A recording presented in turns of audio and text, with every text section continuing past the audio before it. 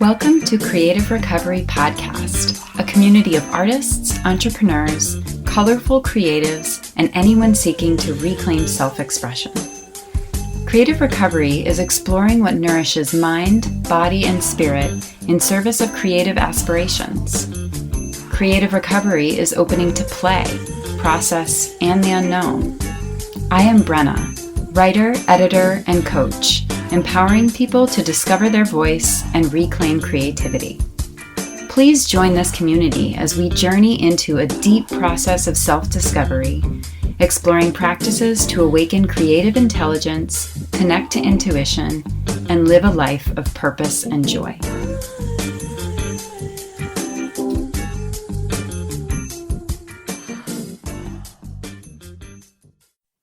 Welcome to episode 6 of Creative Recovery Podcast.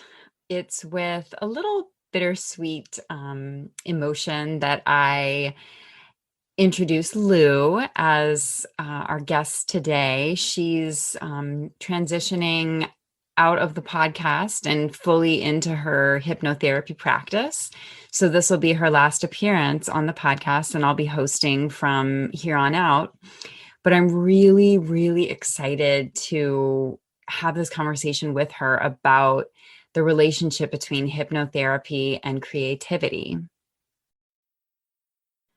So Lou is a certified hypnosis practitioner and spiritual teacher. Her holistic approach brings a tailored experience that leads people to activate their creative intelligence and live a life of purpose. Born in Brazil, she was drawn to a healing path from a young age, inspired by her grandfather, an energy healer and herbalist. Her grandmother was an acclaimed artist whose paintings portrayed natural and spiritual figures. She believes that the alchemy of healing is in the balance between creative energy and intellect, and that by allowing this energy to move freely, we can access our most authentic selves. She offers hypnotherapy online sessions and hosts a group support for women based on the spiritual principles of the book, A Course in Miracles. So welcome, Lou. Oh, thank you, Brenna. You're so amazing. I know it's hard. Well, first of all, this transition to be working as a hypnotherapist has taken a lot of my energy.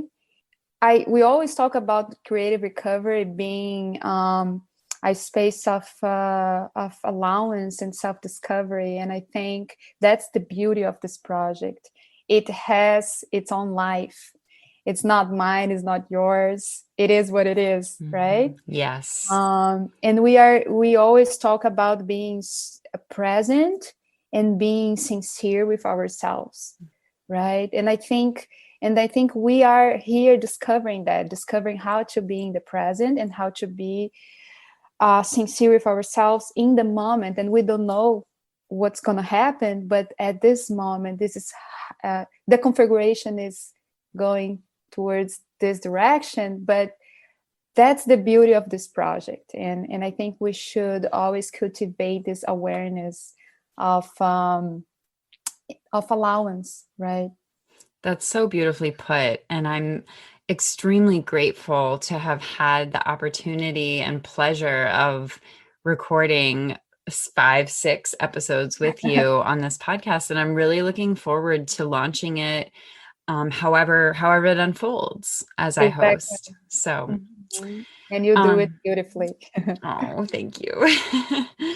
Certainly a growth experience for me as well. So tell me, why did you decide to become a hypnotherapist? Yeah, so since I was a child, I was surrounded by healers and metaphysical books. My parents had all types of tapes and books.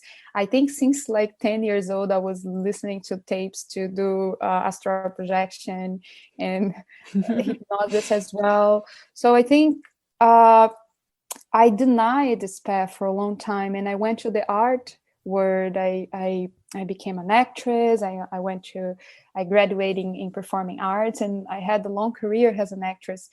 but I felt this deep emptiness and lack of purpose at some point. I became a person that I was not enjoying. And I felt that the healing path, the spiritual path was not integrated in my life. And so many years ago, more than 10 years ago, I started to bring this to my life. And at some point, I felt that I wanted to release the ego career and fully immerse myself into service. And I think hypnotherapy is just a practical tool to facilitate healing, but it's one of them.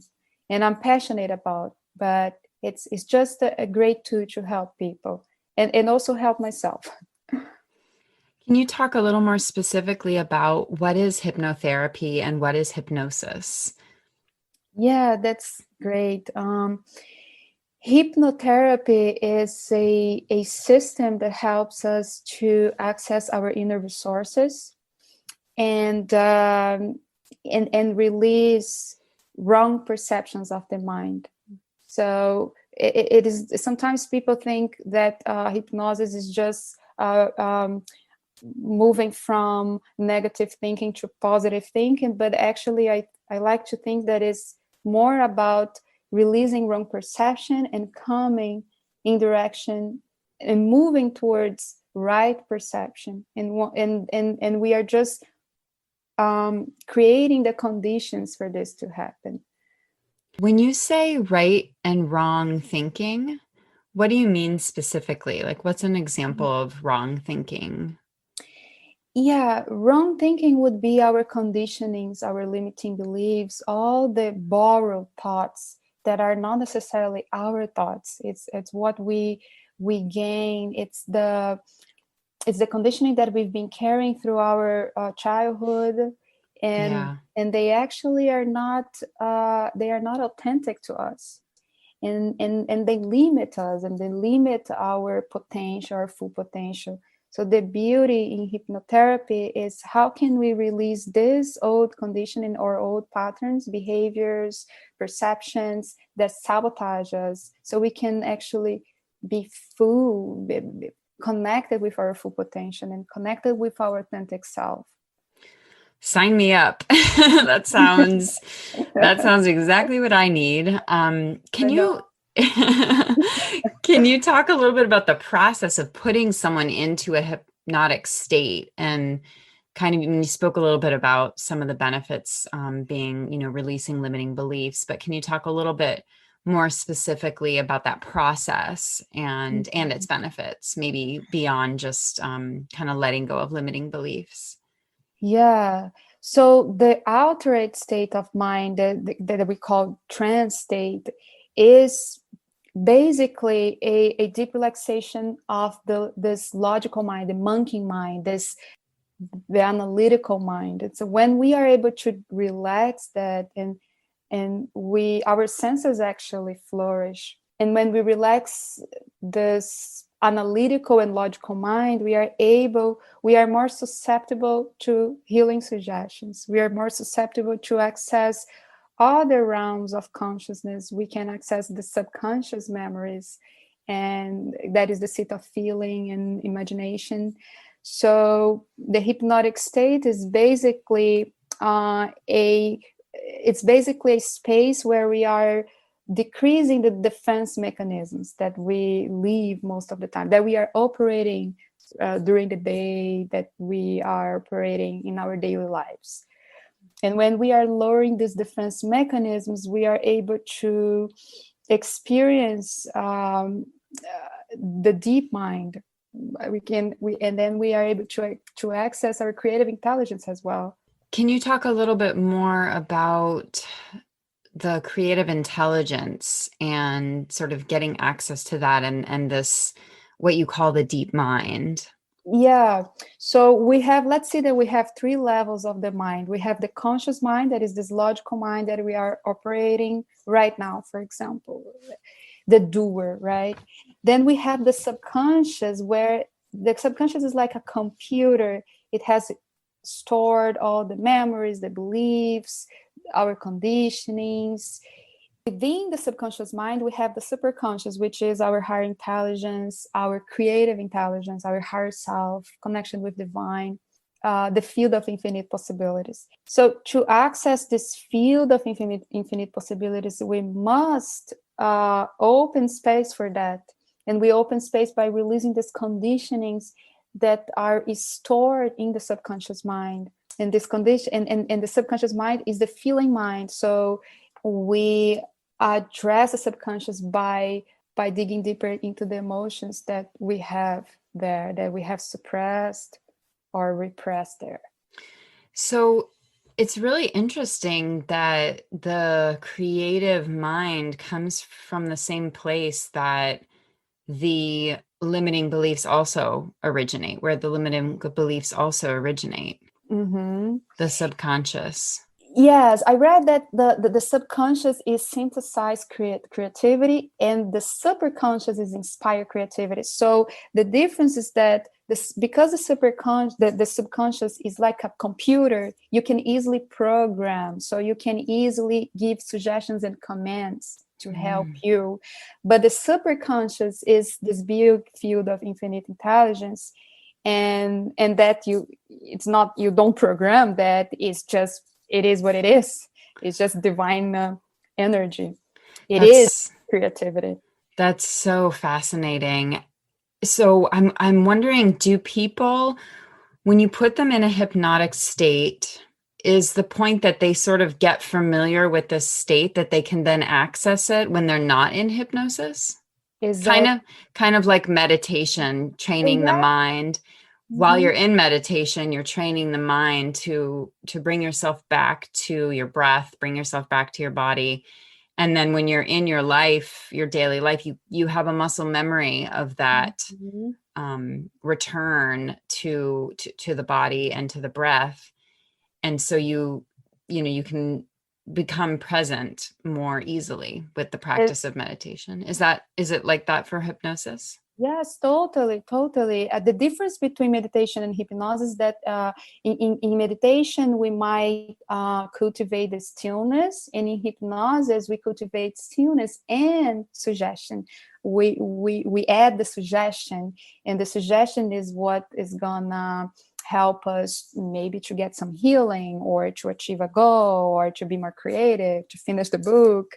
And so that's maybe the subtle difference, but is you're right, is a muscle memory, and everyone is capable of accessing this state of hypnosis. It sounds like such a superpower, It is. to be able to reprogram yourself and really let go of getting in the way of yourself. I know. I was reading yesterday. I actually sent to you. I was reading Krishnamurti yesterday, and there is a quote that I would like to read for you that I love it, and I think it's so aligned with what we always talk here. As long as you are attempting to be creative within the field of your conditioning, you cannot be creative. So what he's saying is that creativity is not in the realm of fear, when we are trying to please others, when we are trying to, it's not a technique. It's not to master a technique.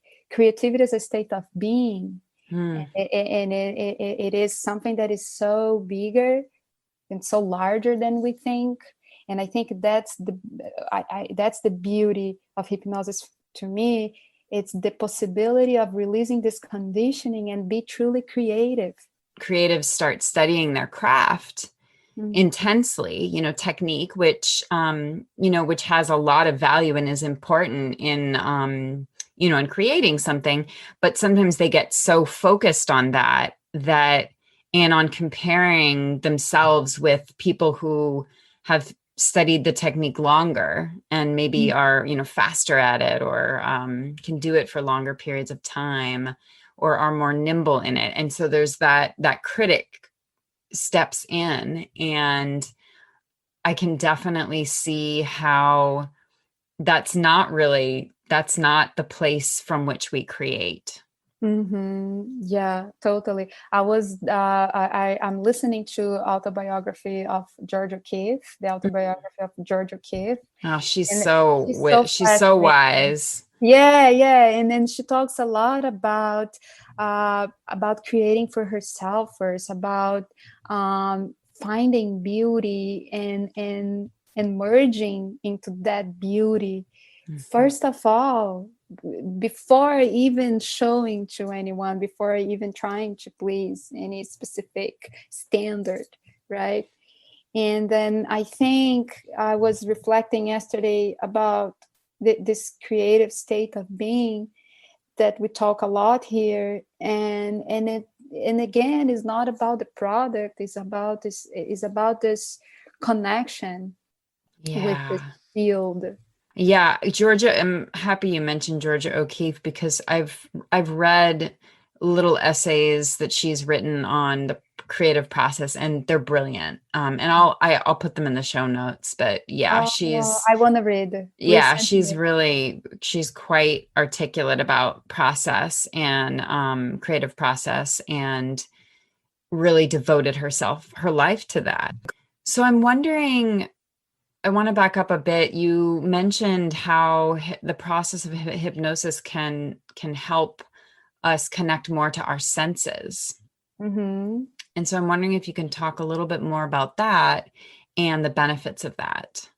That's a great question. When we are in hypnotic state, we are actually, because we have this, we relax the logical mind, we are more susceptible to experience our other senses that most of the time we are not even aware of. And this can help, it stimulates the subconscious, and we can, for example, deliver suggestions to the subconscious, exploring the senses. So you can say to a client, for example, that wants to finish a book, for example, and he has a connection with a specific smell that brings a great sense of peace and joy. And if you link the sensation with a healing suggestion, with a positive suggestion, this becomes a mind body connection, right? That's Because beautiful. it becomes real. So in hypnosis we can play with the senses, and then actually that's the idea is that we are fully, we are embracing our potential, our senses. Yeah, it's a gateway. It seems like it's a gateway to entering the memories and the stories that are in the body, that Yeah. are stored in the body, in memory that we can access through sensory connection. You Mm-hmm. know, like whenever I smell coffee, Yeah. whenever my partner makes coffee, I always it's a very comforting feeling. It brings up these, I don't even drink coffee, but it brings up these feelings of deep comfort and safety because my mom made coffee every morning as a kid, and my sense of safety is deeply and sense of peace is deeply connected to my mother and the times that I had with her. I mean, she's still alive, but the times I had with her as a child. And Mm-hmm. so, smell, as I mean, a lot of research has shown that smell in particular is one of it's a sense that's most deeply connected to memory. Yes. Um, so, and you know, the creatives, you know, whether you're painting or writing or dancing, you're processing your experience and making sense of your experience. And your experience is memory. Your experience, I mean, memory, body memory, sensory memory, you know, imaginative memory. That's kind of what we are, an accumulation of our past experiences. Yes. I love that. I really love that. I think that's it's very deeply tied to the creative process. Mm-hmm. You know, that access to the senses and to the body memory through that. Mm-hmm. Totally. I'm curious. I've heard a lot about past life regression and Mhm. its connection to hypnosis. And so I'm wondering if you can talk a little bit about what is past life regression and the benefits of accessing it. I love this subject. It's actually one of my favorites because when I did my first session in past life, it was so revealing and was like life changing to me. And I'm so glad to be able to provide this and offer this to my clients as well. It's interesting to think that when you visit a past life regression, you go with a question that is you have a concern about this experience that you are having right now, and then we go back, we ask your subconscious to bring you back to a life that is the cause or the root of this issue. And then it's a lot of things are revealed in this process, and sometimes we can even bring back some gifts or talents from other lives that we're not using right now, or we can release the fear-based thinking, or we can release a lot of the disruptions or the conditionings that are preventing us from flourish or from moving forward in life. It's so beautiful to see that we know so little about ourselves, we know so little about our existence, and when we go, we are able to see your experience, your past experiences, your past existence. We have a broad view about why we are here, why we're doing what we are doing, and what's the purpose of that. So bringing this clarity helps the creative process a lot, because it releases a lot of conditioning, fear, worries, and you can bring also, sometimes people think that when they are fearful of seeing the past because they are fearful of seeing past trauma. But actually what I've been seeing with my clients is that a lot of the times the subconscious is bringing the person to a memory that is actually helpful to this lifetime. So the subconscious really knows what is beneficial to you, to us. Yeah. And also accessing some of that trauma, it's healing. Mhm. When we shed light on the parts of ourselves that we've compartmentalized because they're painful, Mhm. they grow into something else. They grow into something else. It's healing. It aids You our bring personal growth. And you bring understanding to that, right? Yeah. I love what you said about we really don't know the depths of who we are. We think we know. Mm-hmm. And that's really where we kind of get ourselves into trouble. Mm-hmm. Um, is thinking that we fully know ourselves. More than half of our life is really totally unaccessed, like in sleeping, where a lot of people don't necessarily access the dream state, or in just subconscious thoughts that are happening at the same time that we're awake. Yeah, and we live in a society that we are not. This is a subject that is not natural or normal to talk about it. It's just is in the realm of. It is something that is distant to us. So the monks, for example, the monks are the ones that can access it. They go to altered states and they access their past lives. In the Western, we see hypnosis, past life regression, but it's not something that we all talk about. It's not something that it's part of our conversations. And I believe that this is part of the awakening process, is to know who we are and to know why we are here. The beauty of past life is that we discover that for each life there is a simple lesson that we need to learn and transcend the whatever we need to transcend. But when things become so clear, things become easier. And when we are in the conscious, we are just worrying about everything, or we are just creating so many narratives about so many things. And actually, for each life, we have a specific lesson that we must learn. And it's beautiful to see. So I've been watching a lot of clients going through their past lives, and it's so beautiful. It's so beautiful. How do you think the body collects experience and stores it? Like, is the body the subconscious? Like, Yeah, yeah, you're right. Yeah, the subconscious, our bodies are subconscious. And bringing a spiritual perspective, the only reason that we are in the body is because we still have the ego. We still believe in the body. The only reason that we are in the body is because we believe in the body, and we believe in this physical realm. And once we transcend the idea of me, right? Private mind, ego, desire, we don't need to come to the body. So the subconscious is basically all this stored ideas, narratives, memories, and conditionings that we've been carrying throughout our lives, throughout many lives. that's amazing. It's so amazing.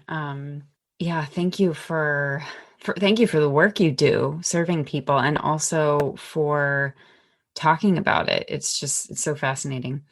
I'm wondering, what practices do you recommend to your clients to, say, expand creativity? One of the things that I often ask my clients to do is write down a question before sleep, and ask your subconscious mind to give the answer or to reveal something to you. So you can ask anything. You can ask, what's my purpose? What's the paint that wants to be painted? What's the book that wants to be written? And just allow this process to unfold without judging it. And then the second phase of this is embodying what the subconscious or your unconscious mind is bringing to you. And that's the biggest challenge, because we have a lot of fear. And I would like to share a story with you that I sometimes I also ask to my subconscious, I want to learn something tonight. I want to learn something, and then sometimes I learn something about I a lot of times I learn things about plants. I don't know why. People saying this plant is medicinal property. So I'm really connected to nature. And so one day I was asking my subconscious to show me the paint that wants to be painted. And then I had a dream with a wave full of penguins. And Wow. the feeling of this dream was really emotional and exciting. And I decided to paint without thinking too much, overthinking. And for sure, releasing the inner critic. I don't have the skills. I don't have the right. So I think the biggest challenge is to start embodying and honoring what is being revealed to you. That's amazing. Yeah. Thank you. I love that idea of asking your subconscious like a question, or, if you're struggling to make a decision, whether it's a creative decision or a life decision, asking your subconscious that question before bed. And then do you feel like you wake up with answers, or is it sort of all over the place, or do you journal the answers? Yeah, then I have a dream journal that I prepare throughout the years, that it helps people to analyze their dreams, or the subconscious speaks through image. Most of the time, we'll have a lot of metaphors, and there are ways in which you can learn how to get more clarity from the dreams. And I always send to my clients this dream, this step by step, how you can get more information about your dream and how you can synthesize the main message. And that's really, in hypnosis, we can access a lot of we do a lot of dream work in hypnosis. That's actually one of my passions. I just love to work with dreams, because they're magical, and they can guide us, in different ways. Yeah. So amazing. I love dreams too.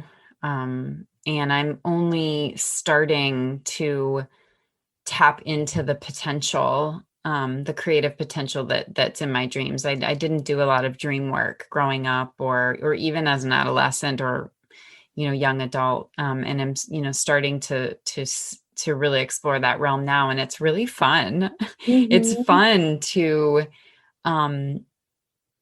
to kind of look at something that feels random and see the connection and the meaning, and to make sense of it, to make Mm-hmm. sense of it, to you personally and to your personal life. Yeah, I had a teacher that he used to say, "You are the master. You have the answer." So we have this idea that I have to bring my dream to an analyst, and he will say to me what this dream means. And actually, that's not the point. The point is that how can you dive into your dreams and explore the answers, and you can journal about. You can ask to the dream characters. You can ask to the cloud, "What do you mean? Like what's the message you were bringing to me?" And journal about it, and always synthesized what's the main message and what's the main action, because every dream is asking for an action. So, and that's the embodiment part. It's Mm-hmm. how you honor your dream, and can be a big action, can be a small action, but dreams are asking that we create this, that we integrate the unconscious into our lives, right? That we bring this union. And what an empowering thought that we are the masters of our own healing. Exactly. Wow. It's Yeah. so Mm-hmm. empowering. Well, thank you so much for talking about hypnotherapy and your work as a hypnotherapist. Um, so where can people find you? Yeah. So my website is lucami.com, Instagram lu.cami. I offer self-discovery calls if anyone is interested to learn more about hypnotherapy sessions. I also offer a group for women, group support for women. We meet twice a month, and we dive into the teachings of the Course in Miracles as well. Can you talk a little bit about Course in Miracles and that offering? The Course in Miracles is brings universal spiritual concepts.